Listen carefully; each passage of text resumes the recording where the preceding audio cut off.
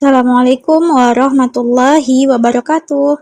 Halo adik-adik, selamat datang di Genius Gen Channel.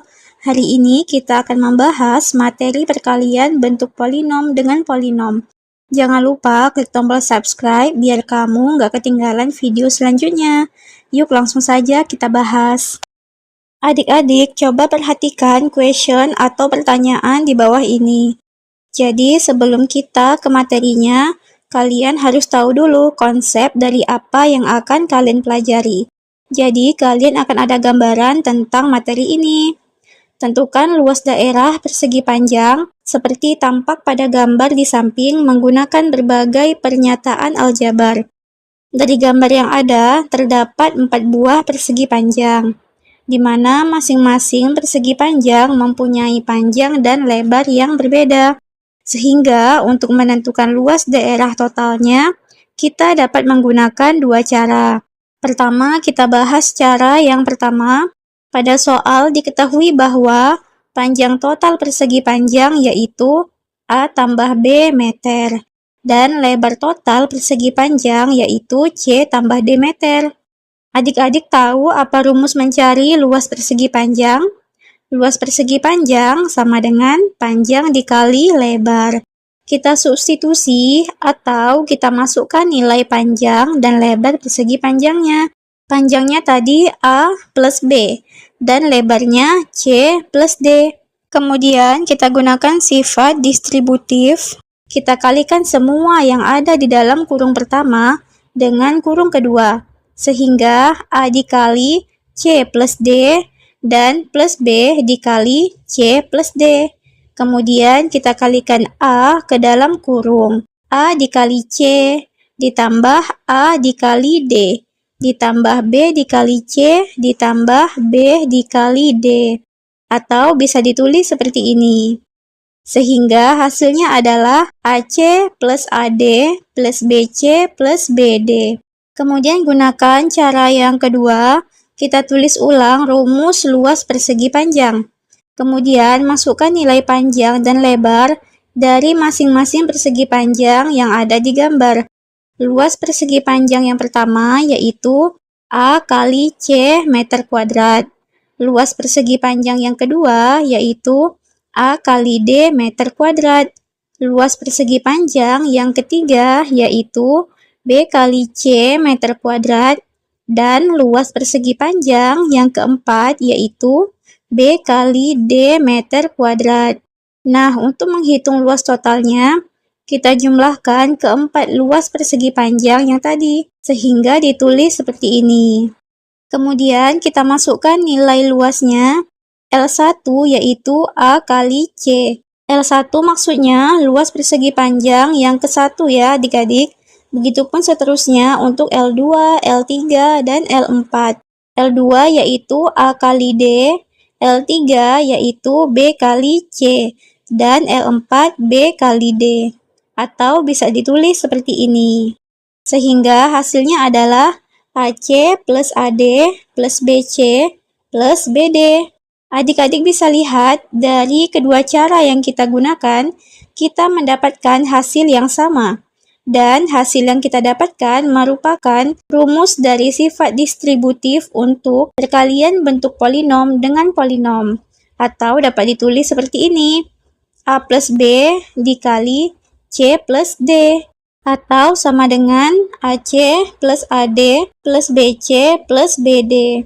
Nah, rumus inilah yang akan kita gunakan untuk menghitung perkalian polinom dengan polinom.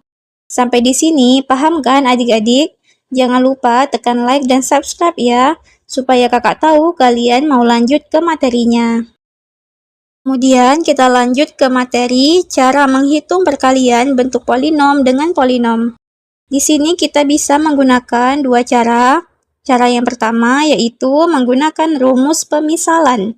Dan cara yang kedua menggunakan sifat distributif yang kita dapatkan di question sebelumnya. Nah, di materi ini kita akan bahas cara yang pertama. Nah, maksud dari menggunakan rumus pemisalan yaitu seperti ini. Kita bisa memisalkan atau mengganti A plus B dengan M atau huruf apapun. Sehingga nanti di soal A plus B yang merupakan polinom atau suku banyak dari kurung pertama akan kita ganti menjadi M. Atau kita bisa juga memisalkan atau mengganti C plus D dengan N, atau huruf apapun boleh ya. Sehingga nanti jika ketemu C plus D yang merupakan suku banyak dari kurung yang kedua, akan kita ganti menjadi N. Nah, untuk lebih paham cara menghitung perkalian bentuk polinom dengan polinom menggunakan cara pemisalan, silakan adik-adik perhatikan contoh berikut. Hitunglah A plus B kali C plus D dengan memisalkan C plus D sama dengan M. Gunakan hukum distributif dalam perkaliannya. Kita tulis ulang dulu soalnya. Di sini C plus D-nya kakak warnai merah ya, karena kita akan mengganti C plus D-nya dengan M. Sehingga ditulis seperti ini, A plus B kali M. M di sini sama dengan C plus D ya adik-adik. Kemudian kita gunakan sifat distributif. Kita kalikan M ke dalam kurung. Sehingga menjadi A kali M dan B kali M. Kemudian kita ubah kembali M ke bentuk asalnya yaitu C plus D. Sehingga menjadi A dikali C plus D ditambah B dikali C plus D. Kemudian kita gunakan sifat distributif lagi. Kita kalikan A dan B ke dalam kurung. A dikali C ditambah A dikali D ditambah B dikali C ditambah B dikali D. Sehingga hasilnya akan berbentuk seperti ini. Nah, coba kalian kerjakan soal ini tanpa melihat video pembahasannya dulu. Caranya sama seperti contoh tadi. Setelah itu, baru kita bahas bersama-sama.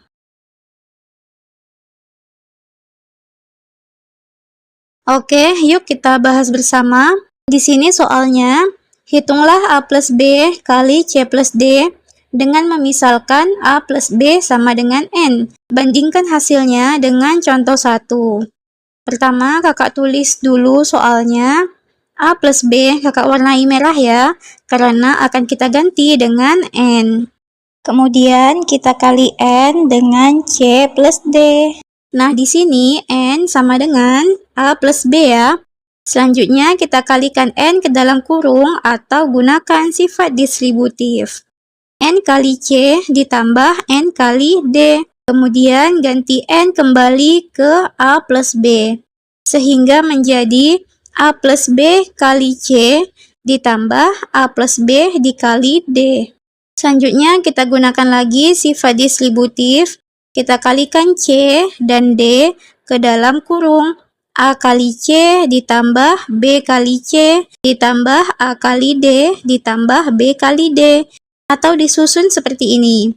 AC plus AD plus BC plus BD. Jadi kesimpulan yang kita dapatkan yaitu bagian manapun yang kita ganti atau kita misalkan, hasilnya akan tetap sama. Seperti pada soal 1 yang hasilnya sama dengan contoh 1. Supaya lebih paham, mari kita bahas bersama contoh 2 ini. Di sini ada 2 contoh soal dan kita disuruh untuk menghitung atau menyederhanakan setiap soalnya. Untuk soal nomor 1, X plus 1 dikali Y plus 3. Kita bisa memisalkan yang mana saja ya. Boleh X tambah 1, boleh juga Y tambah 3. Kalau di sini kakak misalkan X plus 1-nya dengan A.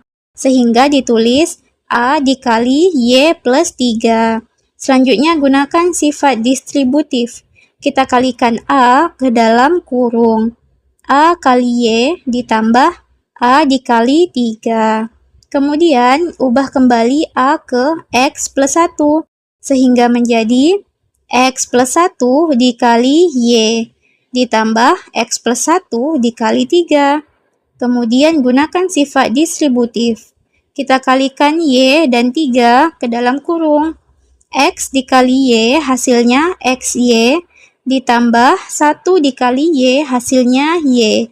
Jadi angka 1 tidak perlu ditulis ya adik-adik. Ditambah X dikali 3 hasilnya 3X dan 1 dikali 3 hasilnya 3. Kemudian kita susun mereka sehingga menjadi XY plus 3X plus Y plus 3. Dan inilah hasil dari perhitungan untuk nomor 1. Kemudian untuk soal nomor 2, caranya sama seperti nomor 1. A min 3 dikali B plus 2. Kalau di sini kakak misalkan A min 3 dengan A, sehingga ditulis A dikali B plus 2. Selanjutnya gunakan sifat distributif. Kita kalikan A ke dalam kurung, A kali B ditambah A dikali 2. Kemudian ubah kembali A ke A min 3. Sehingga menjadi A min 3 dikali B ditambah A min 3 dikali 2. Kemudian gunakan sifat distributif. Kita kalikan B dan 2 ke dalam kurung.